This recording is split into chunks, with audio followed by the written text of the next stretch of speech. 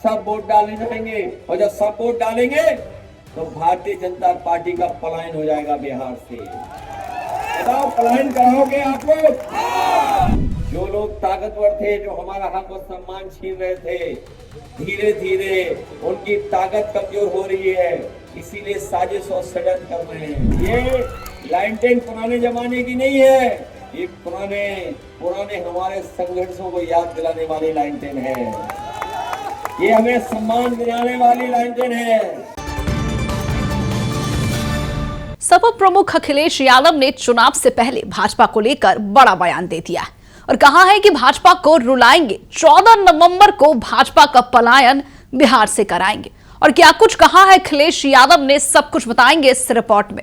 नमस्कार, मैं हूं शालिनी सिंह और आप देख रहे हैं दर्श न्यूज। बिहार विधानसभा चुनाव का पहले चरण का चुनाव 6 नवंबर को होना है। वहीं दूसरे चरण की बात करें तो चुनाव जमुई जिले के 4 विधानसभा में 11 नवंबर को होना है। इस चुनावी महासागर में सभी दलों के उड़ान खटोले आसमान में रेंगते दिखाई दे रहे हैं और अपने पार्टी के प्रत्याशियों के पक्ष में चुनावी सभा को संबोधित करते भी नजर आ रहे हैं। और इसी क्रम में यूपी के पूर्व मुख्यमंत्री सपा सुप्रीमो अखिलेश यादव ने जमुई विधानसभा के चुआ हाई स्कूल मैदान में महागठबंधन प्रत्याशी शमशाद आलम के पक्ष में चुनावी सभा को संबोधित किया।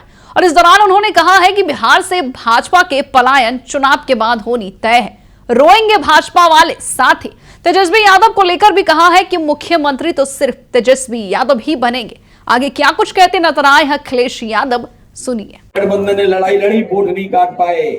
अब वोट सबका है, सब वोट डालने जाएंगे और जब सब वोट डालेंगे तो भारतीय जनता पार्टी का पलायन हो जाएगा बिहार से। बताओ पलायन कराओगे आप लोग? पलायन कराइए, इनको बिहार से हटाइए। इसीलिए हम कहना चाहते हैं इस बार बिहार में सौहार्द की जीत होगी, सामाजिक न्याय की जीत होगी, बाबा साहब भीमराव अम्बेडकर के रास्ते पे चलने वालों की जीत होगी, कर्पूरी ठाकुर जी का जो न्याय था उसकी जीत होगी, और लालू प्रसाद यादव जी ने जो सामाजिक न्याय के साथ साथ जो रथ रोका था बीजेपी का, इस बार बिहार के लोग फिर भारतीय जनता पार्टी का रथ रोकने जा रहे हैं। बताओ, रथ रोका गया था यहाँ पर, फिर रुकेगा एक बार रथ भारतीय जनता पार्टी का। इसलिए हम आप सबसे निवेदन करते हुए और अपील करते हुए कि बिहार के लोग नया इतिहास लिखेंगे और नया इतिहास ऐसा लिखेंगे जिसमें नया मुख्यमंत्री बनेगा तेजस्वी। तेजस्वी जी को बनाइए, आप लोग मिलके मदद करोगे, सब लोग सामाजिक न्याय की लड़ाई को मजबूत करोगे। जो लोग ताकतवर थे, जो हमारा हक और सम्मान छीन रहे थे, धीरे धीरे उनकी ताकत कमजोर हो रही है, इसीलिए साजिश और षड्यंत्र कर रहे हैं। इसलिए अब तो अवधेश प्रसाद जी भी आ गए हैं। देखिए कितना दूर से चल करके आए हैं। ये केवल अयोध्या में नहीं जीते हैं, ये अयोध्या में ही नहीं जीते हैं, ये अयोध्या में नहीं जीते हैं।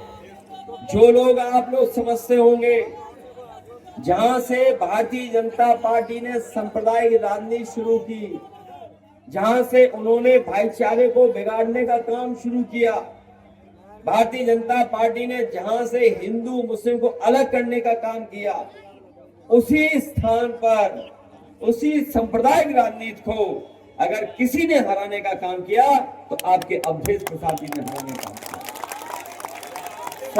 सांप्रदायिक राजनीति को खत्म किया है और अवधेश प्रसाद जी वहां से जीत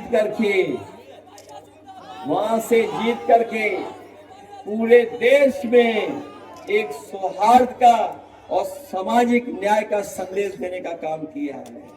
इसलिए जब ये भी आ गए, हम लोग भी आ गए हैं और तेजस्वी आपसे मांग ही रहे हैं, वोट मदद मांग ही रहे हैं, इसलिए सब लोग मदद करना। हम आपको भरोसा दिलाते हैं बिहार को खुशहाली के रास्ते पे हम सब लोग मिलकर के लेकर के जाएंगे। इन्हीं शब्दों के साथ मैं एक बार फिर अपने जो यहाँ के प्रत्याशी हैं, हमारे नौजवान साथी शमशाद आलम साहब, इनकी मदद करना। दूसरे हमारे उदय नारायण चौधरी जी हैं, उनकी भी मदद करना, इनका सहयोग करना। अभी जीत की माला तो हम पहनाएंगे नहीं, लेकिन लाइन 10 को मत भूलना। ये लाइन 10 पुराने जमाने की नहीं है, ये पुराने हमारे संघर्षों को याद दिलाने वाली लाइन 10 है। ये हमें सम्मान दिलाने वाली लाइन 10 है। और नए जमाने में तेल से जलाना चाहो तेल से, नहीं तो तार लगा के एलईडी बल्ब से भी जला लो। ये बीजेपी वाले कौन से प्रोफेसर है? ये क्या पढ़ाने आए हम लोगों को? बताओ, बिहार के लोग इसमें एलईडी बल्ब लगा सकते हैं कि नहीं लगा सकते? अगर बीजेपी वाले न लगा पा रहे हो तो हमारे पास आ जाओ, हम लगा करके बता देंगे। बहुत बहुत धन्यवाद, बहुत बहुत आभार। तो सुना आपने। साथ ही उन्होंने ये भी कहा है कि यूपी में हम लोगों ने अवध से भाजपा को भगाया है, अब बारी बिहार वासियों का है कि वो मगध से भी भाजपा को बाहर भगा दे। उन्होंने तेजस्वी यादव की तारीफ करते हुए कहा है कि पिछले बार सरकार में तेजस्वी उप मुख्यमंत्री थे तो उन्होंने बिहार में रोजगार और नौकरी की मुंह खोल दी, लेकिन नीतीश कुमार इधर उधर भटक जाने के कारण बिहार में नौकरी और रोजगार भी भटकने लगा। लेकिन इस बार ऐसा नहीं होगा। 14 नवंबर को तेजस्वी यादव ही मुख्यमंत्री बनेंगे और बिहार का विकास होना तय है। बहरहाल इस खबर में इतना ही। बने रहे हमारे साथ और देखते रहे दर्श न्यूज।